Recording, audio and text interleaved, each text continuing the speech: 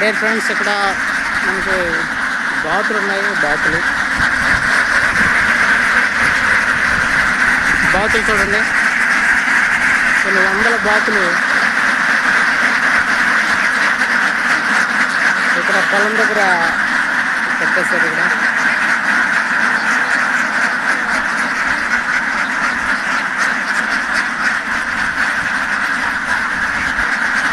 ఇప్పుడు ఆ యొక్క బాతుల యొక్క యజమాని అడిగి దీని యొక్క ఉపయోగం ఏంటి, ఎలాగా ఏంటనేటువంటి ఒకసారి మనం అడిగి తెలుసుకుందాం. బాబు,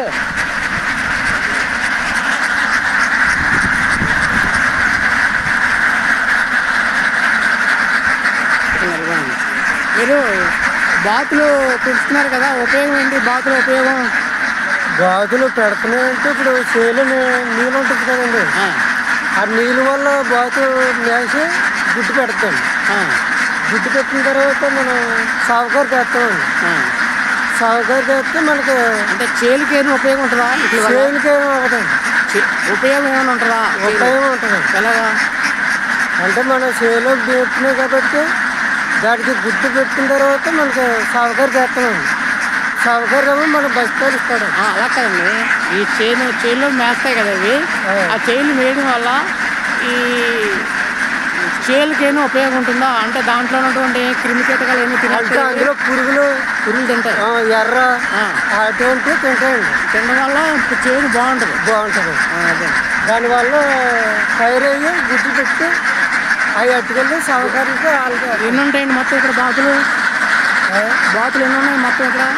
ఈ 15 అండి. ఇది 1500. 1500. ఇదేమో 1800. ఇది 1800. 3300. ఎక్కడి నుంచి వచ్చారు మీరు? మేము సాగలకోట.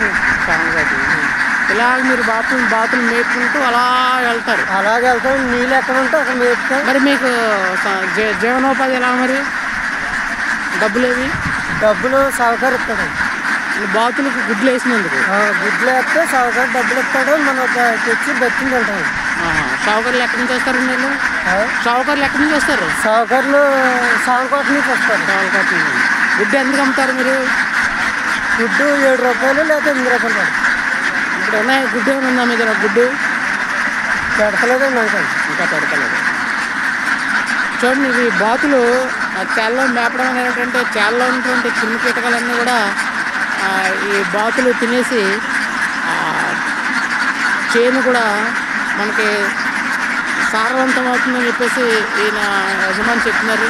మీ పేరేంటండి? అడపా శ్రీనివాస్ గారు చెప్తున్నారు. చూడండి, అంత బాగున్నాయి బాతులు.